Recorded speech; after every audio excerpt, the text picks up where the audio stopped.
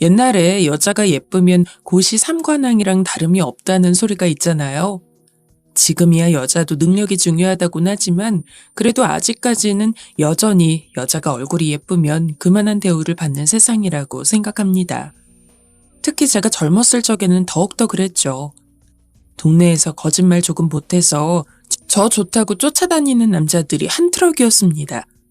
저희 집 앞에 몰래 선물을 놓고 가는 애들도 있었고 등교를 할 때면 정말 시간 차이만 두고 두세 명이 한꺼번에 고백을 하는 경우도 있었어요. 학생 때부터 그런 일들이 빈번하다 보니까 모를래야 모를 수가 없더라고요. 제가 얼굴이 예쁘다는 것을요. 특히 어머니가 제 얼굴에 굉장히 신경을 많이 써줬습니다. 워낙 귀찮음이 많은지라 이것저것 챙겨 바르기 어려워하는 편인데 제가 가끔 세수를 한 뒤 로션을 한번 안 바르려 치면 어머니가 불이 나게 와서는 너 이런 식으로 관리하면 아무리 얼굴 예뻐도 오래 못 가. 어릴 적부터 관리해줘야 하는 거야. 라며 저 대신 얼굴에 로션 스킨을 바르는 것도 모자라 냉장고에 차갑게 보관해둔 팩까지 얹어주었습니다. 지금 보면 어머니가 그렇게까지 제 외모를 유지하는 데 신경을 많이 써줬기 때문에 나이가 어느 정도 있는 지금도 주름 없이 탱탱한 피부라 젊을 적 미모를 어느 정도 유지할 수 있는 것 같아요. 선영이는 진짜 예쁜 것 같아. 나 우리 학교에서 선영이만큼 예쁜 애 한 번도 못 봤어. 나는 우리 학교뿐만 아니라 살면서 중고등학교 때 예쁜 애들이 있긴 했는데 선영이 보면 걔네들보다 훨씬 더 예쁜 것 같아. 대학에 가서도 제 외모에 대한 찬양은 끊이지 않았습니다. 게다가 제가 여자애들 사이에서도 꽤 털털하고 성격이 좋은 편이었기에 같은 여자인 친구들도 거리낌 없이 제 외모에 대해서 칭찬하곤 했습니다. 여자애들도 예쁘다고 할 정도였으니 남자애들은 더욱더 그랬겠죠. 소문처럼 들려오는 학과 외모 순위 이야기를 들어보면 언제나 제가 1위였습니다. 게다가 저희 학과는 물론이고 귀한 과목같이 다른 학과 학생들과도 함께 듣는 수업에서 저를 또 우연찮게 본 타 학과 학생들이 쟤 누구냐, 어느 학과 몇 학번이냐 이런 식으로 캐묻는 일들도 많았습니다. 친구를 사귀는 것은 어렵지 않고 애인을 사귀는 것 또한 어렵지 않았습니다. 예쁘게 낳아주신 부모님에게 감사하는 마음도 있었지만 한편으로는 피곤하기도 했어요. 어떤 분이 들으면 보기 겨운 소리를 한다고 하실지도 모르겠습니다. 그러나 외모로 눈에 띈다는 것은 그만큼 부정적인 쪽으로도 입방아에 오르내리는 것을 감안해야 하더라고요. 특히 제가 대학교 2학년 때 미인대회에 나가서 상을 탔는데 그 뒤로 저를 알아보는 사람들이 더욱 많아지면서 알게 모르게 나쁜 소문도 돌았습니다. 제가 걔지, 그 미인대회. 쟤 맞아. 진짜 얼굴은 엄청 예쁜데 어떻게 그런 짓을 하고 다니냐? 기억나는 것 하나가 제가 남자친구가 있으면서도 매주 다른 남자를 만나서 잠자리를 가진다 혹은 일부러 돈 많은 남자만 골라서 만난 뒤 온갖 선물을 다 받아내고서 바로 차버린다는 거였어요. 당연히 말도 안 되는 이야기였습니다. 저는 애초에 연애 자체를 그리 많이 하지도 않았고 당연히 연애를 할 때 다른 남자를 만나는 일도 없었습니다. 괜한 오해도 사고 싶지 않아서 그냥 단순히 친구이기만 하더라도 일단 이성이라면 굳이 단둘이 만나려고 하거나 개인적인 연락도 하지 않았어요. 저와 친한 친구들은 제 성격을 알고 있기에 그런 소문들에 대해서 같이 분노하고 화내주었지만 현실적으로 그런 친구들보다는 소문에 휩싸여서는 색안경을 낀 채 저를 보는 사람들이 더욱 많았습니다. 한동안은 진지하게 자퇴를 고민한 적도 있었어요. 그런 일들을 겪다 보니까 나중에 대학교를 졸업하고 나서는 남자를 만날 엄두가 안 나더라고요. 누가 저한테 호감을 표시해도 대학교 때 좋지 않은 소문이 돌았던 시기가 생각이 나면서 내가 이 사람을 믿을 수 있을까? 이 사람은 혹시나 나에 대한 그런 소문이 돌아도 전혀 믿지 않고 내 이야기를 들어줄 만한 사람일까? 라는 의문이 계속해서 들면서 결국 연애까지 가기가 힘들었습니다. 덕분에 저는 의도치 않은 솔로 생활을 꽤 오래 이어갔죠. 선영씨, 소개팅 한번 안 해볼래? 그러다가 정말 오랜만에 남자라도 한번 만나볼까라는 생각을 하게 된 게 직장 생활에서 알게 된 제 상사분이 제의한 소개팅이었습니다.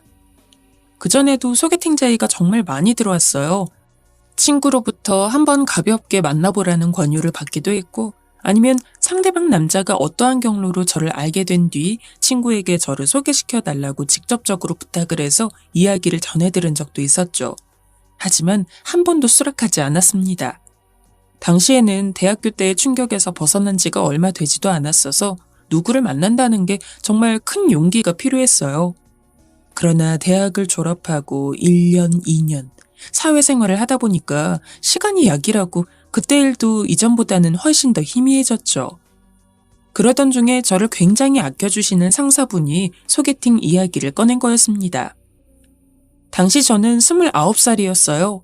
대학교 2학년, 즉 21살 이후로 변변찮은 연애를 해본 적이 없었기에 지금 정도면 누군가를 만나도 괜찮겠다 싶었죠. 그래서 알겠다고 하고 소개팅 약속을 잡았습니다. 선영씨, 정말 아름다우시네요.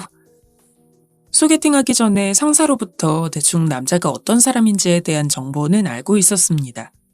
집안도 엄청 잘 살고 본인도 사업가라서 현재 100억 원대에 달하는 재산을 가지고 있는 재력가라고 했죠.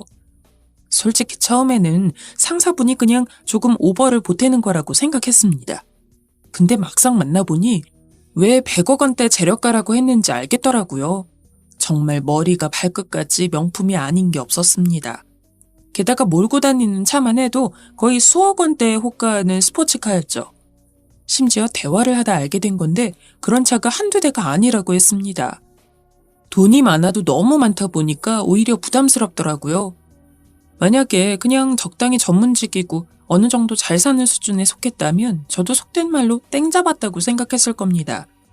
그런데 자산만 100억 원이 넘는 사람은 솔직히 저 같은 일반인이랑은 급 자체가 다르지 않습니까? 오늘 만나서 정말 반가웠어요. 다음에 한 번 더 만나주실 수 있겠습니까?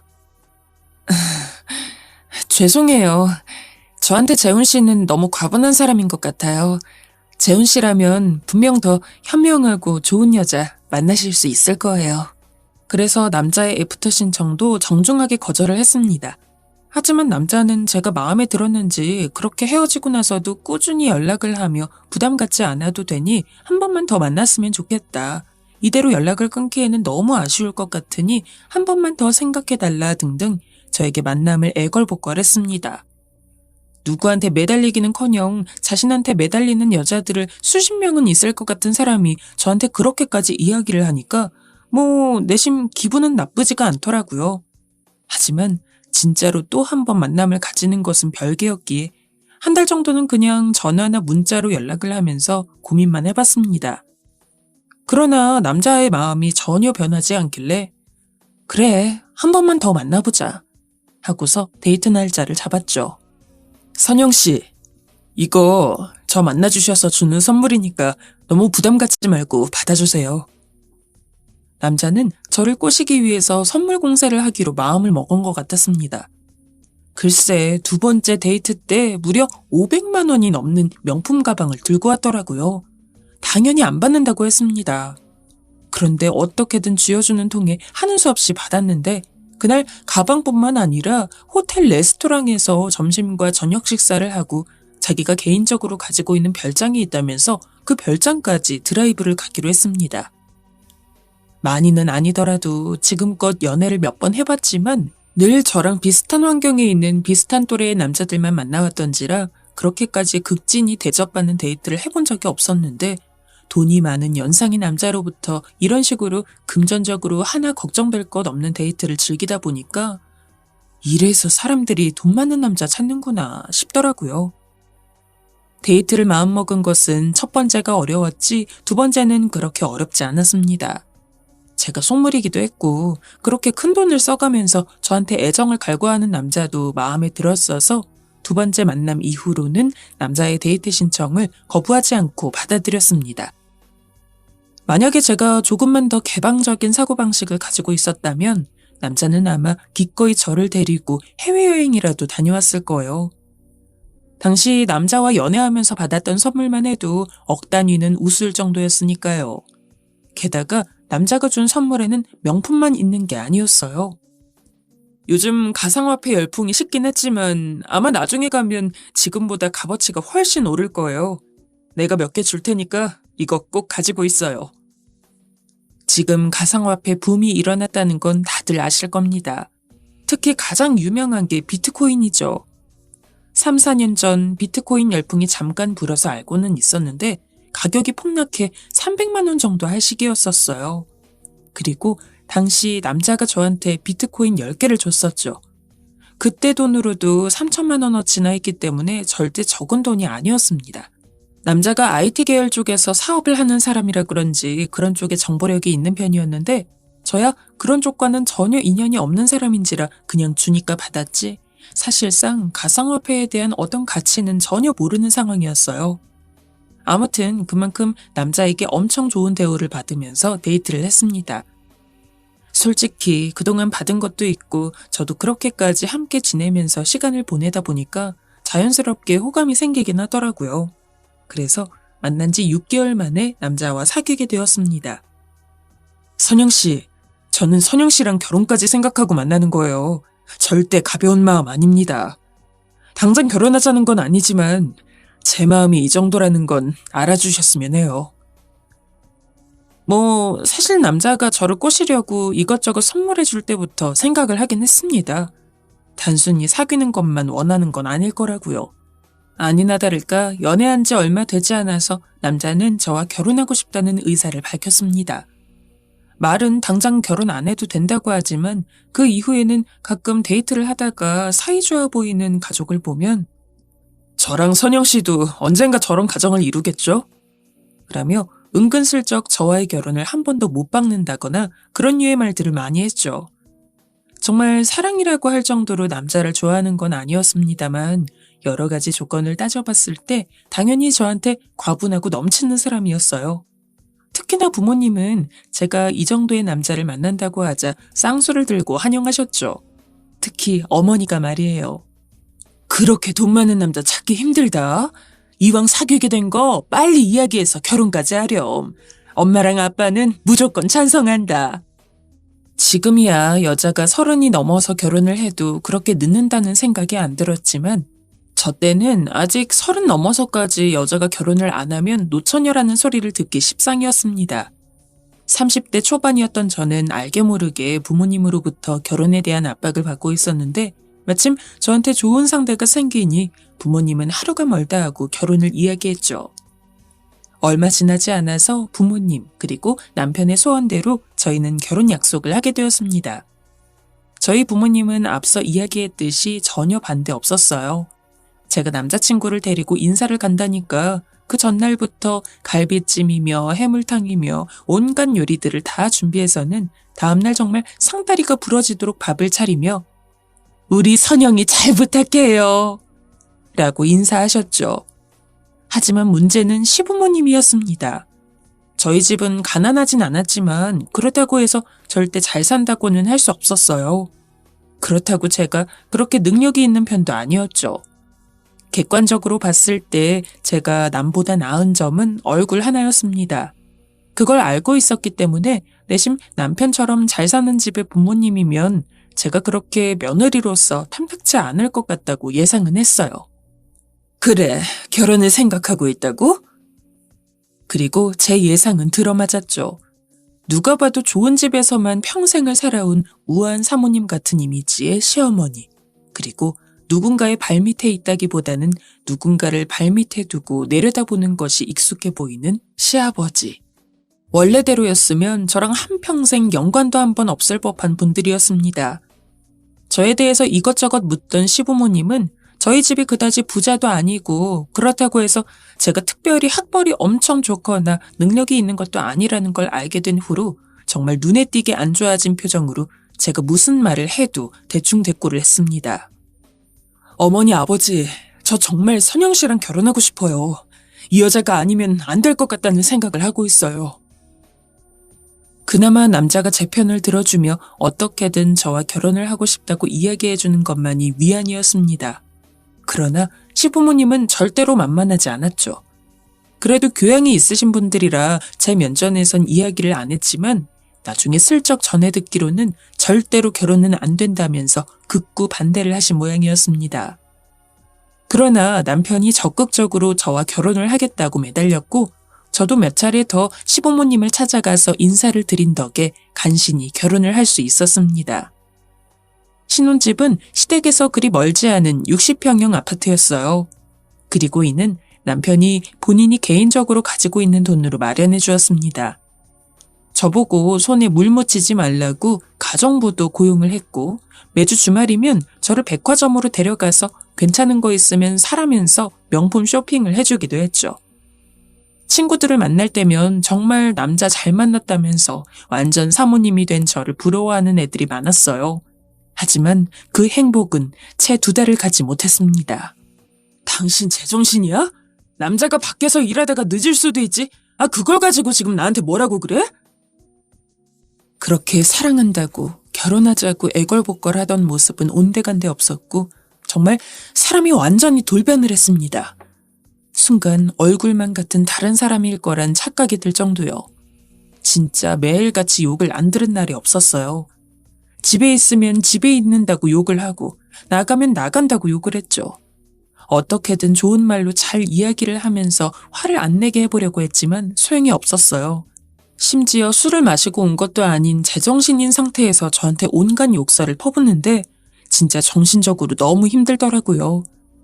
매주 있던 명품 쇼핑은 당연히 사라진 지 오래였습니다. 하지만 그깟 명품 안 받아도 되니까 가능하다면 제발 남편이 이전처럼 돌아오기를 바랐어요. 그러나 돌아오기는커녕 상황은 더욱더 심각해졌죠. 어느 날은 가정부 아주머니가 늦게 오는 날이어서 먼저 장을 보고 집으로 오는 길이었어요. 그런데 집으로 돌아가니 제 것이 아닌 여자 구두가 신발장에 널브러져 있더군요. 무슨 일인가 싶어서 들어가 보니까 남편과 바람을 피우는 것으로 보이는 상간녀가 저와 남편이 사용하는 침실에 떡하니 누워 있었습니다. 그걸 보고 얼마나 기함을 했는지. 여보, 아무리 그래도 그렇지 어떻게 여자를 집으로 데려올 수가 있어요? 화를 안 내고 싶어도 안 낼 수가 없었습니다. 당연히 모두가 제 마음을 이해하실 거라고 생각합니다. 하지만 남편은 오히려 그런 걸로 화를 내는 제가 이상하다면서 당신이 지금 누구 돈으로 여기 사는 건데 그리고 남자가 큰일 하다 보면 여자 몇 명 만날 수도 있지 그런 거 생각도 안 하고 나랑 결혼했어? 라며 도리어 적반하장으로 굴었습니다. 저는 남편에게 인간 그 이하였을 겁니다. 만약에 남편이 저를 본인과 똑같은 동등한 인간이라고 생각을 했으면 그렇게까지 막 나가지는 않았을 겁니다. 게다가 그런 주제에 남이 하면 불륜이고 내가 하면 로맨스라고 저도 인간관계가 있고 특히나 남편과 사이가 안 좋아지고 나서는 친구들이라도 만나는 게 제 위안이었습니다. 그리고 친구들 중에서는 당연히 같은 여자가 아닌 이성 친구도 있었죠. 그런데 이성 친구나 한번 만나면 남편이 득달같이 저한테 와서는 당신 지금 바람 피는 거지? 저 새끼랑 뭐라도 한 거 아니야? 나 없을 때 저 새끼 집으로 데려온 적 있어 없어? 라며 저를 달달 볶았습니다. 그리고 그런 모습을 한번 보인 뒤로는 제 핸드폰으로 전화 하나만 와도 저 대신에 낚아채서 전화를 받고는 그 대상이 제 친구인지 확인하고 그러더라고요. 남편 때문에 저는 핸드폰 잠금을 걸어두지 못했습니다. 제가 비밀번호라도 걸어두면 당신 또 어떤 놈이랑 바람 피우려고 그러는 거지? 내가 그거 모를 것 같아? 진짜 의처증 말기 환자처럼 구는데 제가 그걸 이길 재간이 없었습니다. 여보, 우리 이혼하자. 아무래도 당신이랑 더는 살 수가 없어. 당연히 저도 그런 남자랑 더 살 수 없었습니다. 그래서 이혼을 하자고 먼저 이야기를 했죠. 그런데 그렇게 저랑 사는 게 싫다는 것처럼 굴면서도 이혼은 절대 안 해주더라고요. 이혼 얘기만 꺼내면 오히려 자기가 더 나서서 화를 내거나 아예 들은 척도 안 하고 저와 얘기를 하려고 하질 않았어요. 정말 남편과 결혼하고 나서 하루하루 말라 비틀어져 죽는 줄 알았습니다. 제가 오죽했으면 집에 있기가 싫어서 맨날 밖에서 시간을 보내다가 어느 날은 친구네 집으로 가출까지 했을 정도로요. 야, 너 왜 이렇게 얼굴이 그새 폭삭 사갔어? 무슨 일 있었던 거야? 당시 알고 지냈던 친구들 중에서는 유일하게 제 속 얘기까지 다 할 수 있는 친구였습니다. 그래서 남편과 결혼하고 딱 2달 지나서 갑자기 사람이 완전 바뀐 것처럼 굴더라. 지금은 이혼을 해달라고 해도 해주지를 않아서 너무 힘들어서 도망 온 거라고 전부 이야기를 했습니다. 친구는 당연히 놀라면서 제가 원할 때까지 여기서 살고 있어도 된다고 이야기를 해줬죠. 덕분에 며칠은 숨통이 트였습니다. 전화로 계속해서 남편에게 전화가 오고 문자로는 입에 담을 수 없을 만큼 심한 욕설이 오기는 했지만 그런 거야 그냥 안 보고 넘기면 그만이었으니까요. 하지만 문제는 그게 아니었습니다. 선영아, 강서방이 어제 우리 집으로 왔는데. 제가 연락을 안 받자 남편은 저희 친정댁으로 간 모양입니다. 차라리 그냥 단순히 가서 저를 찾았으면 모르겠습니다. 근데 친정 부모님 멱살을 잡으면서 딸내미 어디다 숨겼냐며 온갖 쌍욕을 다 했나 보더라고요. 지금껏 남편한테 당했던 일들 부모님한테는 이야기한 적이 없습니다. 당연히 걱정하실 것 같았기 때문이죠. 그래서 부모님은 계속해서 제가 연애할 때처럼 남편에게 사랑받으면서 사는 줄 알고 있었어요. 그런 부모님이 남편의 폐악을 보고 얼마나 놀라셨겠습니까? 부모님한테까지 영향을 미친 상황에서 제가 그저 도망만 다닐 수도 없었습니다. 그래서 그 즉시 바로 집으로 돌아가서는 남편에게 이야기를 했죠. 계속 이런 식으로 나오면 변호사 선임해서 이혼 소송까지 갈 거라고요. 제가 그렇게까지 강경하게 나가니까 그때서야 남편은 그러면 이혼을 해주겠다며 대신 자기한테 위자료 한 푼도 안 받는 조건을 내걸었습니다. 이렇게 엉망진창이 된 상태에서 제가 위자료를 받고 말고가 중요한 게 아니니 당연히 알겠다고 했습니다. 이혼 서류 접수하는 순간 진짜 마음이 얼마나 편했는지. 이혼하고 정말 자유롭게 놀러 다녔어요. 남편이 그렇게 학을 떼던 친구들과도 만나서 술도 마시고 밤늦게 들어오고 결혼을 하게 될 때만 해도 그런 생활이 그리워질 거라고는 전혀 생각도 하지 못했었는데 진짜 이렇게 될 줄 알았으면 아마 죽어도 결혼 안 했을 거예요. 누구라도 마찬가지겠지만요. 게다가 그렇게 이혼을 하고 1년이나 되었을 무렵 더 좋은 소식이 있었습니다. 남편과 사귈 당시 이래저래 남편 인맥이랑 친해진 적이 좀 있었는데 나중에 남편에 대한 이야기가 들려와서 보니까 남편이 친구들과 놀러 갔다가 거기서 차 사고로 세상을 떠났다고 하더라고요. 불쌍했냐고요? 전혀 아니었습니다. 오히려 이제서야 정말 완벽히 남편으로부터 벗어났다는 생각에 행복하기까지 했습니다. 그게 다가 아니었습니다. 그동안 제가 남편에게 시달림당한 보상이라도 오는 건지 남편이 죽고 나서 우연히 뉴스에서 비트코인과 관련된 이야기가 나왔습니다. 그때 문득 남편과 연애 당시에 제가 받았던 10개의 비트코인이 생각이 나더라고요. 실제로는 위자료 하나 안 받고 이혼했지만 비트코인을 받을 당시 가격만 된다고 해도 나름대로 위자료의 역할을 하고도 남지 않을까 싶어서 남편이 비트코인을 사서 넣어준 거래소에 로그인을 해서 들어갔습니다. 거기서 가격을 보는데 정말 너무 놀라서 나자빠질 뻔했어요. 분명 남편한테 받았을 당시만 해도 개당 300만 원, 총 3천만 원에 불과했는데 제가 봤을 당시에는 총 값어치가 7억이 되어 있었습니다. 여러분들이라면 상상을 하셨겠습니까? 3천만 원이 7억 원이 돼 있을 줄은. 믿기지가 않아서 뺨도 때리고 혹시나 오류일까봐 수십 번 새로 고침도 했습니다. 하지만 눈앞에 7억이란 숫자는 변하지가 않았죠. 부끄러운 이야기지만 그날 집에서 춤추면서 뛰어다녔습니다. 친하게 지내던 친구들을 다 불러서 밤새 술까지 사줬어요. 결혼 당시에 남편이 주는 돈으로 생활을 했기에 저 자체는 그렇게 생활력도 없었고 저희 집도 아주 부자가 아니었던 데다가 당시 부모님은 1억 원 정도의 빚이 있던 관계로 진짜 한 푼 한 푼이 아쉬웠는데 그 7억으로 빚 갚는 건 물론이고 제 차, 부모님 차 싹 다 한 대씩 사기까지 했어요. 혹시 더 오를까봐 다 빼지는 않고 일부는 남겨두었는데 진짜 요즘만큼 살만 나는 데가 없습니다. 이렇게 큰 돈을 얻을 거라 그렇게 고생했다고 생각을 하면 나쁘지도 않은 것 같아요.